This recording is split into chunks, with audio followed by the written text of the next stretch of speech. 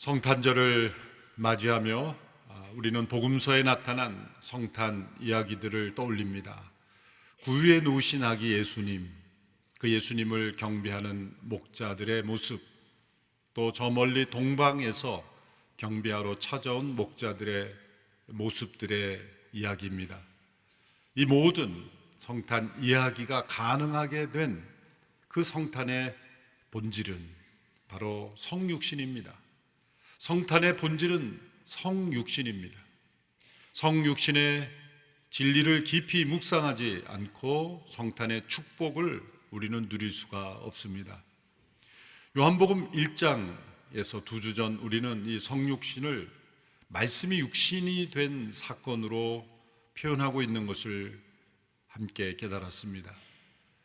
천지 만물을 창조하신 말씀이신 그분이 육신이 되심으로 하나님께서 창조하신 이 세상이 망가져 있고 죄와 사망의 권세 아래 있는 이 세상을 새롭게 창조하시는 역사를 바로 이루시기 위해서입니다.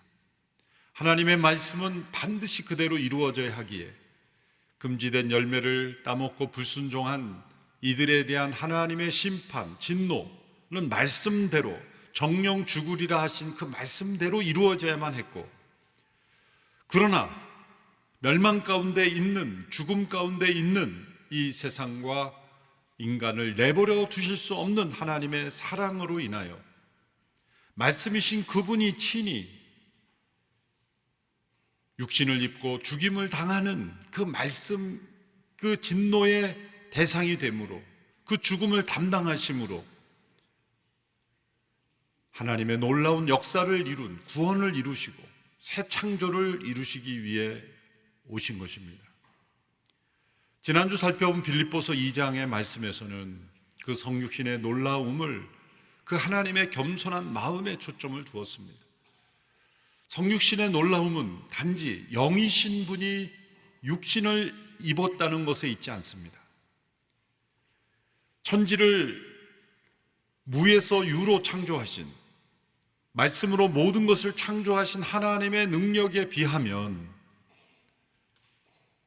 영이신 분이 육신을 입은 것 자체는 놀라운 일이 아닙니다. 우리가 진정 놀라워해야 되는 것은 하나님이신 그분이 그 능력과 영광과 모든 권리를 비우시고 내려놓으시고 죽기까지 낮아지신 그 하나님의 겸손한 마음, 그 마음이 우리에게 놀라워야 하는 것입니다. 어떻게 성육신이 가능한가? 그런 과학적 질문으로 놀라는 것은 성육신의 신비를 체험할 수 없습니다. 하늘의 영광을 내려놓으시고 하나님이신 그분이 죄인의 처지로 오시고 죽기까지 스스로 낮아지신 그 겸손, 그 마음이 바로 성육신의 핵심입니다. 오늘 함께 읽은 골로새서 1장에서는 이 성육신을 우주적인 관점으로 우리가 바라보게 합니다. 성육신은 단지 구유에 누우신 모습, 구유의 사건을 뛰어넘어 우주적인 사건이라는 것을 우리에게 보여주고 있습니다. 하늘에 있는 것이나 땅에 있는 것이나 보이는 것이나 보이지 않는 것이나 모든 이 만물에 관한 것입니다. 하나님의 아들이신 그분이 왜 사람으로 오셨는가? 그것은 만물을 회복시키기고 만물을 새로운 창조를 이루심으로써 하나님의 영광을 나타내시기 위해서입니다. 오늘 골로새서 1장 우리가 읽은 말씀에서 하나님의 아들이신 그분을 두 가지 표현으로 우리에게 설명합니다. 첫째는 보이지 아니하시는 하나님의 형상이라는 표현입니다.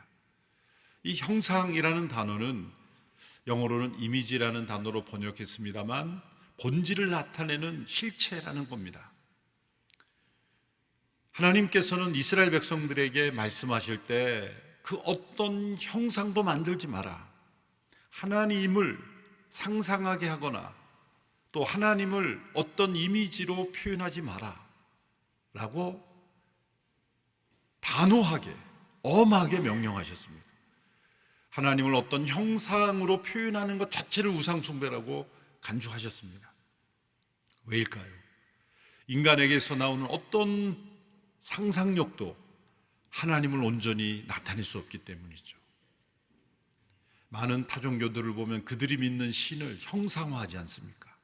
어떤 그 동상을 세운다든지 어떤 그림을 그린다든지 어떤 상을 세우죠.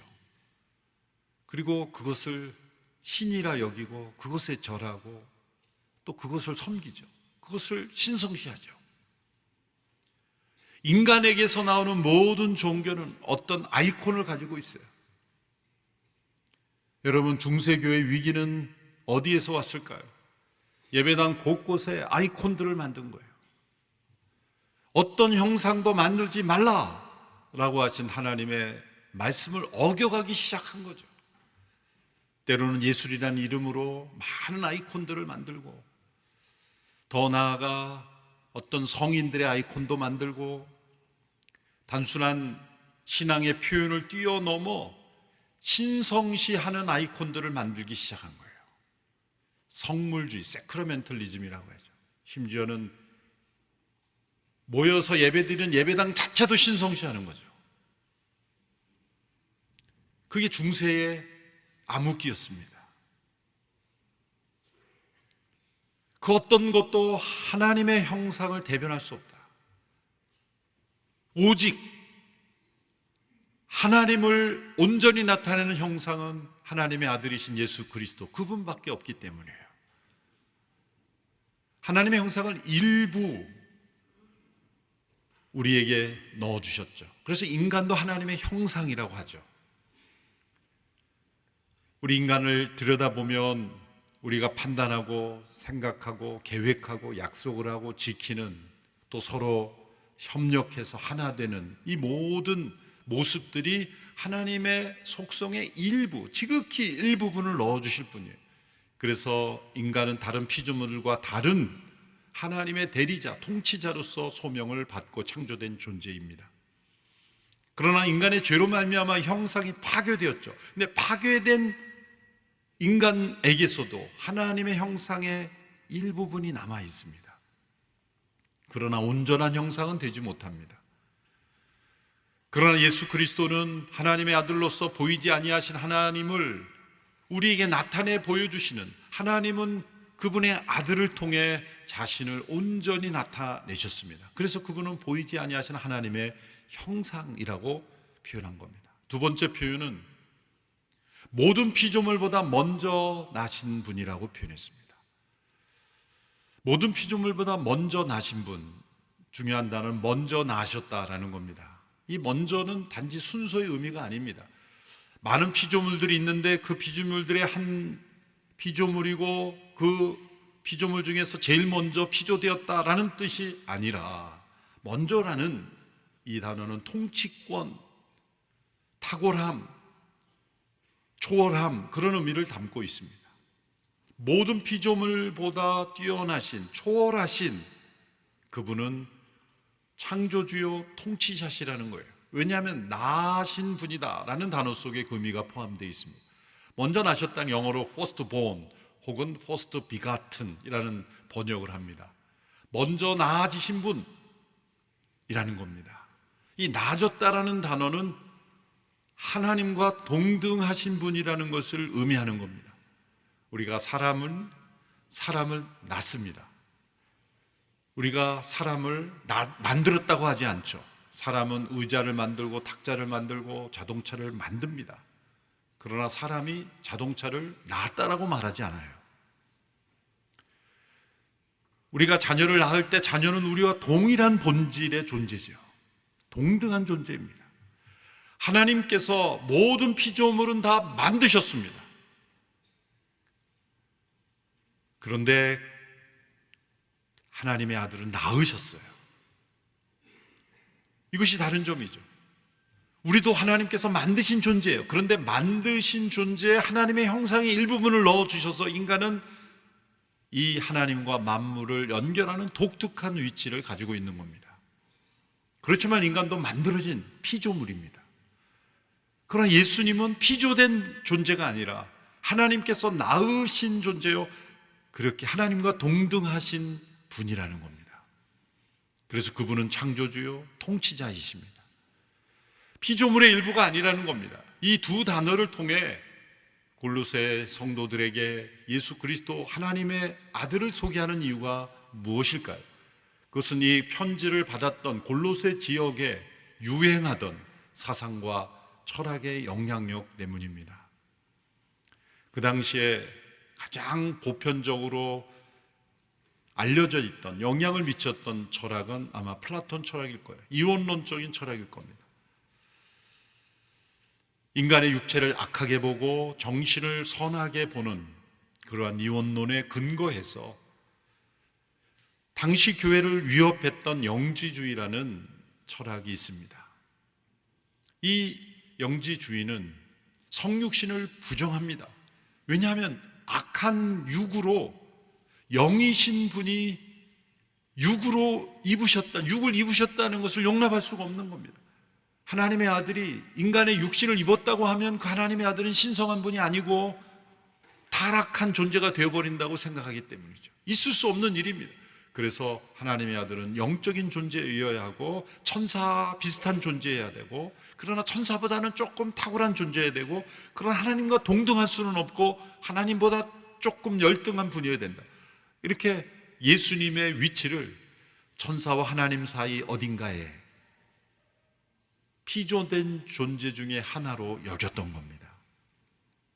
그러한 영향력이 골로새 지역에 있는 교회에 퍼져나가고 있었기에 바로 이 말씀을 통해 예수님은 피조된 분이 아니다, 예수님은 창조주 하나님과 동일하신 그분의 아들이시다, 그리고 그분만이 보이지 아니하시는 하나님을 온전히 우리에게 나타내 보여주시는 분이라는 것을 설명하고 있는 것입니다. 그러면서 그분은 만물을 창조하신 분이다. 그래서 보이는 것들과 보이지 아니하는 모든 것들이 그분 안에서 창조되었고, 그분을 통하여, 그분으로 말미암아 창조됐고, 그분을 위하여 창조되었다. 여러분, 이 만물이 존재하는 이유를 분명히 밝히고 있습니다. 만물의 근원은 바로 창조주 하나님이시요, 그리고 창조주 하나님이 만물을 창조하신 목적은 그 아들을 위하여 창조하셨다는 겁니다. 오늘 본문 15절 17절에서 하나님의 아들 성육신하신 예수님이 어떤 분이신지를 15절에서 17절에서 이렇게 소개합니다. 우리 같이 읽어보겠습니다. 시작. 하나님의 아들은 보이지 않는 하나님의 형상이요 모든 피조물보다 먼저 나신 분이십니다. 이는 하늘과 땅에 있는 모든 것들, 곧 보이는 것들과 보이지 않는 것들, 보좌들과 주권들과 권력들과 권세들이 하나님의 아들 안에서 창조됐기 때문입니다. 만물이 아들로 인해 창조됐고 아들을 위해 창조됐습니다. 하나님의 아들은 만물보다 먼저 계시고 만물은 그분 안에 함께 서 있습니다. 이렇게 만물이 그분 안에서, 그분을 통하여, 그분을 위해 창조되었다고 설명하면서 네 가지 단어를 반복합니다. 보좌들, 주권들, 권세들, 권력들, 비슷한 의미를 가진 단어들을 나열하고 있습니다. 왜일까요? 하나님께서 만물을 창조하실 때 보이는 물질로서만 창조하신 것이 아니라 그 안에 어떤 시스템을 함께 창조하셨다는 겁니다. 그래서 17절 마지막에 만물이 그분 안에 함께 서 있다라고 할 때 이 서다라는 단어가 해서 영어의 시스템이라는 단어가 같이 나왔어요. 오온이 같습니다. 이 우주를 움직이는 시스템이 있고 인간의 몸을 움직이는 시스템이 있듯이 만물에는 시스템이 있습니다. 동물 안에 움직여지는 질서가 있습니다. 우리가 자연 질서라고 부르는 질서만 있는 게 아닙니다. 보이지 않는 권세, 오토리티가 있다는 거예요. 세상의 모든 것에 질서, 오토리티가 있어서 하나님께서 그 오토리티로 세상을 통치하도록 하신 것이고, 가장 탁월한 오토리티를 부여한 존재가 인간인 겁니다. 하나님의 형상대로 창조하심으로 만물을 통치할 수 있는 통치권을 인간에게 준 겁니다. 왜 사단이 인간을 유혹하여 쓰러뜨렸습니까? 오직 인간만이 하나님을 대적하는 일에 사용되며 만물을 엉망으로 만들 수 있는 통로가 될 수 있는 존재이기 때문이에요. 사단이 저 정글에 있는 코끼리 떼를 타락시켜서 무엇을 하겠다는 겁니까? 어떤 동물의 한 그룹을 타락시켜서 어떤 영향력을 미치겠다는 겁니다. 인간이 타락함으로써 하나님의 대리 통치자인 이 권세가 있기 때문에, 권세 있는 존재이기 때문에 사단이 인간을 쓰러뜨림으로 하나님의 권세를 도전하도록 만든 거죠. 하나님께서 만물을 창조하실 때에도 보이는 물질의 움직임으로 창조하신 것을 뛰어넘어 그 안에 권세, 권력, 주권, 보좌라고 불리우는 그런 영적 질서, 정신적 질서, 그리고 또한 물질적 질서를 창조하신 거예요. 과학자들은 주로 물질적 질서에 대하여 연구를 많이 하시죠.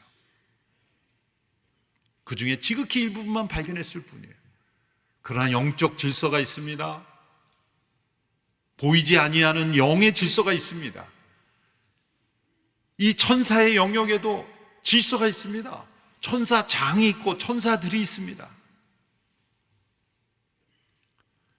하나님께서 만물을 창조하실 때 이런 보이지 않는 권세와 권력들을 함께 창조하신 목적은 세상을 통치함으로써 하나님의 아들을 위하여 창조하신 그 만물을 통해 하나님이 영광 받기를 원하셨다는 겁니다. 근데 인간이 타락함으로써 하나님의 권세를 도전하게 됐죠. 인간이 그 권세를 누리고 또 쓰임받는 유일한 길은 하나님의 권세를 인정하는 겁니다. 그 하나님의 권세의 가장 중요한 기준은 딱 한 가지 명령이었습니다. 먹지 말라라고 하는 단 한 가지 명령이었어요. 단 한 가지 명령만 필요했던 거예요. 그만큼 인간을 존중히 여기고 사랑하셨던 거죠. 먹지 말아야 될 100가지를 주신 게 아니에요. 먹지 말아야 될 100가지를 나열해 놓으시고 그 중에 하나 먹었다고 우리를 야단치시는 분이 아니에요. 무한대의 자유를 주시고 단 한 가지 금지된 명령, 그것만 주신 거예요. 왜 한 가지만 금지하셨을까? 저는 곰곰이 언젠가 생각해 봤어요. 생각해 봤더니 2개 이상 줬으면 헷갈렸다고 주장할까 봐. 온갖 변명을 가지고 이게 그건지 몰랐습니다 변명할까 봐. 중앙에 잘 보이는데 부인할 수 없, 이 구석에 있어서 제가 잘 못 봤습니다, 그렇게 하지 못할까 봐. 어디서든 볼 수 있는 단 한 가지 그 나무의 실과를 먹지 말라, 그 명령만 지키면 이 권세는 유지되는 거였어요. 그런데 하나님처럼 되고 싶어서 그 명령을 어긴 거죠. 그로 인해서 우리는 권세를 잃어버린 겁니다. 인간이 가진 권세를 잃어버린 증거가 어디서 나타납니까? 사람들이 바다를 보고 두려워합니다. 큰 바위를 보고 두려워해서, 아니 무너지지도 않는 큰 바위를 보고 왜 두려워합니까? 그래서 바위를 보고 절합니다. 그 바위가 나를 지켜주는 거라고 생각하고 큰 나무에 절을 합니다. 동물들을 두려워합니다. 그 두려움이 어디서 온 것일까요? 권세를 상실한 거예요. 그리고 그 권세를 권력 요구로 사람들을 지배하는 것으로 채우려고 합니다. 사람들이 모이면 자기가 대장이 돼서 휘두르고 싶은 충동이 일어나는 거예요. 타락한 권세욕이죠. 마땅히 누려야 될 권세는 잃어버리고 타락한 권세를 누리려는 이 모습. 그래서 에베소서 6장 12절에 보면 그러한 권세를 이렇게 설명합니다. 우리의 씨름은 혈과 육에 대한 것이 아니요 정사와 권세와 이 어둠의 세상 주관자들과 하늘에 있는 악의 영들에 대함이라. 이 에베소서에서 말씀하시는 정사와 권세는 타락한 세상의 정사와 권세예요. 하나님께 주신 이 권세와 권력을 누리지 못하는, 선한 권세를 누리지 못하게 되었을 때 사람은 악한 권력을 탐하게 되어 있는 거예요. 그래서 사람들의 마음속에 끊임없는, 사람들이 몇 사람만 모이면 그 안에 권력 다툼이 일어나는 거예요. 제자들이 예수님 따라다니면서 누가 큰 자냐 이렇게 다퉜잖아요. 제자들만의 이야기가 아닙니다. 사람들이 몇 사람이 모이면 사람들은 늘 저울질합니다. 누가 큰 자냐, 누가 파워를 가진 자냐, 그렇게 생각합니다. 타락한 권세욕이 끊임없이 일어나는 거죠. 그리고 또 한편으로는 그러한 권력욕이 채워지지 않으면 절망하고 실망하고 낙심하고 그렇습니다. 여러분, 왜 인간이 그렇게 심하게 낙심할까요? 왜 그렇게 우리의 인생이 비관적일까요? 자신의 신세를 왜 한탄할까요? 세상에 어떤 동물이 자신의 형편을 한탄하는 동물이 있습니까? 저 사막의 낙타가 내가 어쩌다가 낙타로 태어나서 이렇게 뜨거운 사막에서 나는 여기서 살아야 되나? 눈물을 흘리며 한탄합니까? 우울증 걸리는 낙타 보았습니까? 돼지우리에서 내가 돼지로 태어나서 이렇게 돼지처럼 살아야 되나? 그렇게 심각한 돼지 봤습니까? 왜 인간만이 그렇게 비참함을 느껴요? 그것은 인간이 영광스러운 존재라는 증거예요. 역설적인 증거죠. 인간이 높은 존재라는 거예요. 놀라운 권세를 가진 존재이기 때문에 그 권세에서 추락해서 우리는 아프고 힘든 겁니다. 영광스러운, 우리가 비참을 느끼는 만큼 우리는 영광스러운 존재라는 거예요. 우리가 권력을 탐하는 만큼 우리는 권세 있는 존재라는 거예요. 잘못된 방향으로 그것을 찾는 게 문제죠. 왜 성육신이 있어야 합니까? 그것은 바로 그분 안에서 세워진 이 권세들이 망가졌기 때문이에요. 그분의 통치를 거부했기 때문입니다. 그래서 그 통치권을 회복하시기 위해서 그분 안에 창조된 모든 권세를 가지신 그분이 이 세상에 오신 겁니다. 그런 의미에서 성육신은 통치의 사건입니다. 성탄은 하나님의 주권 선포의 날이죠. 세상의 통치권을 다시 회복시키시기 원하셔서 오신 것입니다. 그래서 16절에서 보좌들, 주권들, 권력들, 권세들 이렇게 참 번역하기도 힘든 단어들을 열거하신 거예요. 만물을 창조하신 그분 안에서 그분을 위해서 창조된 이 권세를 인간이 반역함으로 인해서 사단의 권세 아래 종로로 타고 있기 때문입니다. 어떻게 그 권세를 다시 찾아옵니까? 우리 힘으로는 불가능합니다. 그리고 그것으로부터 자유케 되려면 우리는 대가를 치러야 됩니다. 그 사단의 권세 아래 들어간 우리들은 그냥 나올 수 없습니다.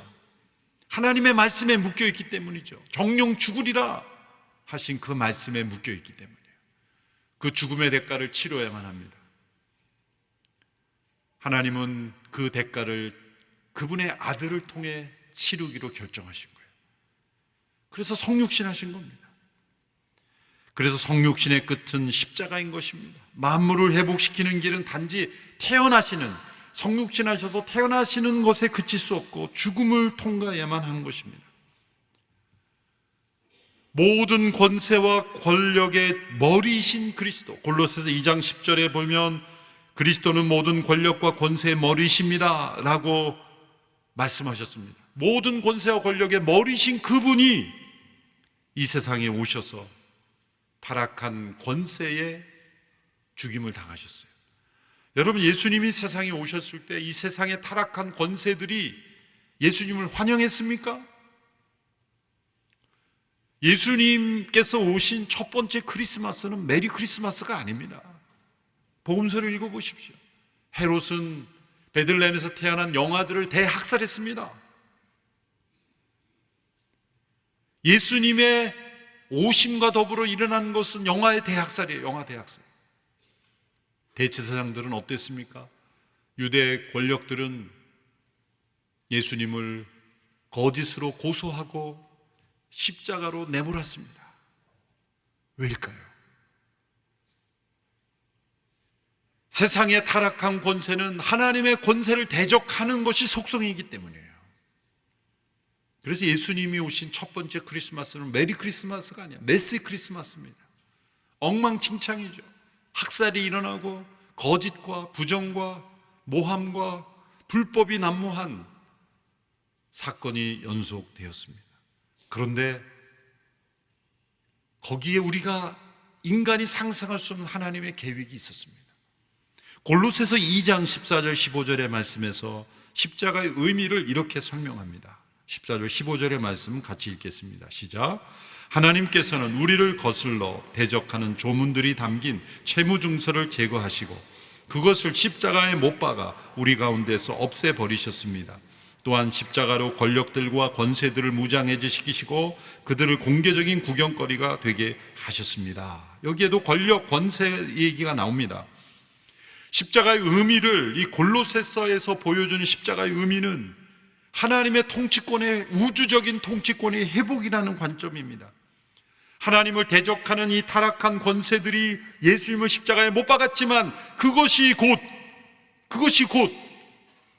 이 타락한 권력과 권세가 무장해제되는 사건이라는 겁니다.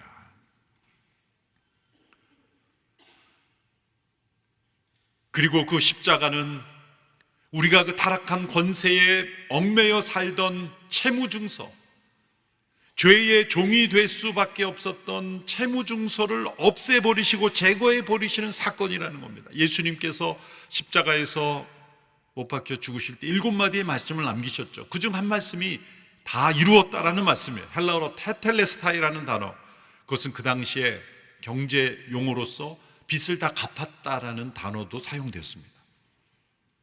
우리의 모든 죄의 빚을 다 갚으심으로써 이제 더 이상 죄의 종으로 살지 않도록 우리를 자유케 하시고 하나님의 권세로 살아갈 수 있도록 우리를 다시 회복시키신 사건, 그리고 타락한 권세, 사단의 권세를 무장해제시키시고 이제 하나님의 통치를 회복하신 사건이 바로 그리스도의 십자가라는 거예요.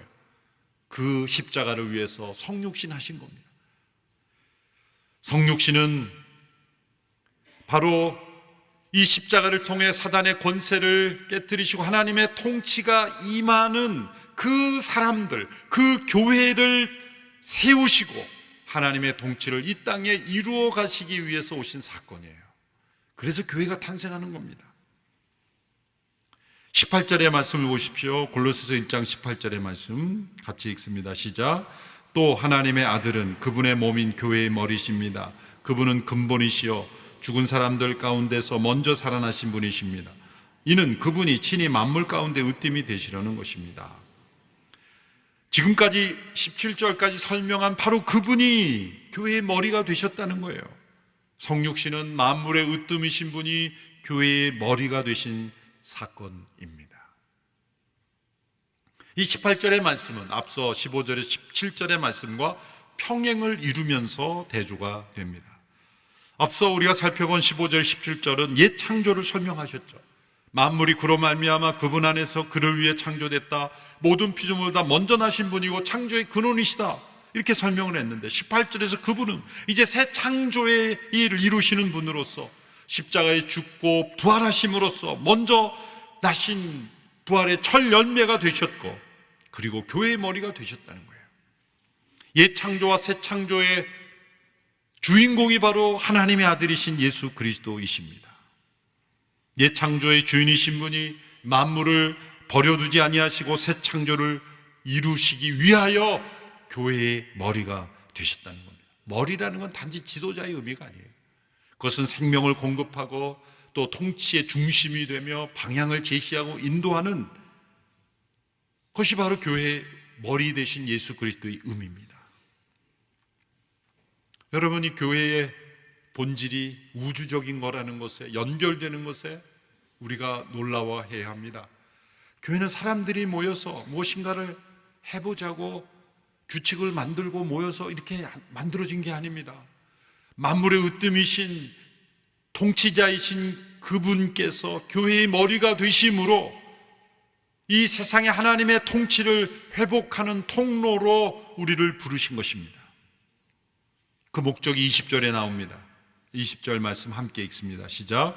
그 아들의 십자가의 피로 평화를 이루 만물 곧 땅에 있는 것이든 하늘에 있는 것이든 모든 것이 아들로 인해 자기와 화목하게 되기를 기뻐하셨기 때문입니다. 하나님께서 이루고자 하는 계획, 그리고 기뻐하신 것은 성육신하신 그분의 십자가의 피로 이루신 이 만물의 회복입니다.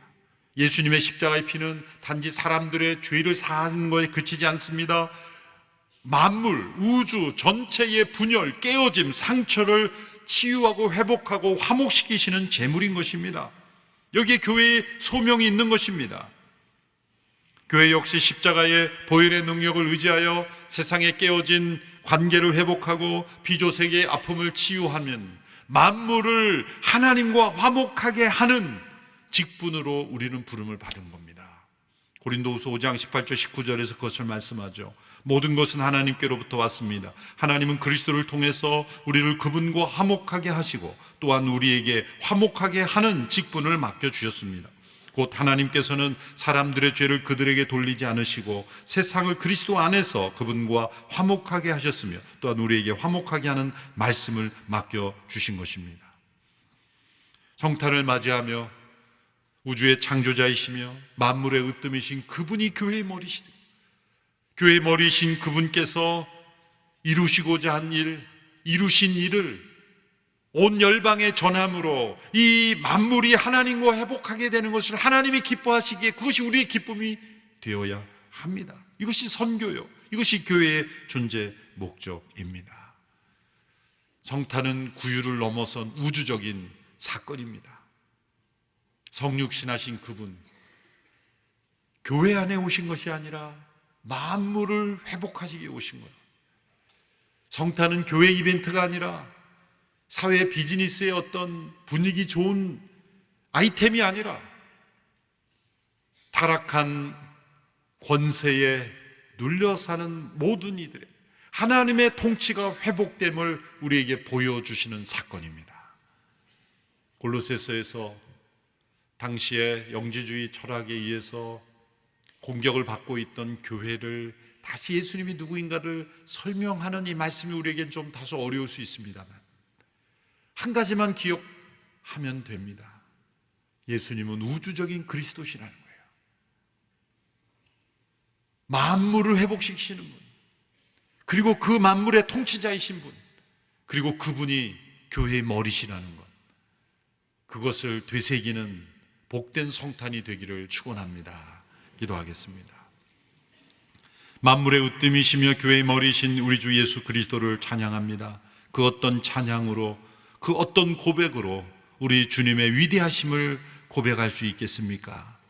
하나님께서 이루신 놀라운 일들은 온 열방에 증거되는 일에 쓰임받는 저희들 되게 하시고 만물이 회복되며 하나님과 화목하게 되는 일에 쓰임받는 교회 되게 하여 주시옵소서.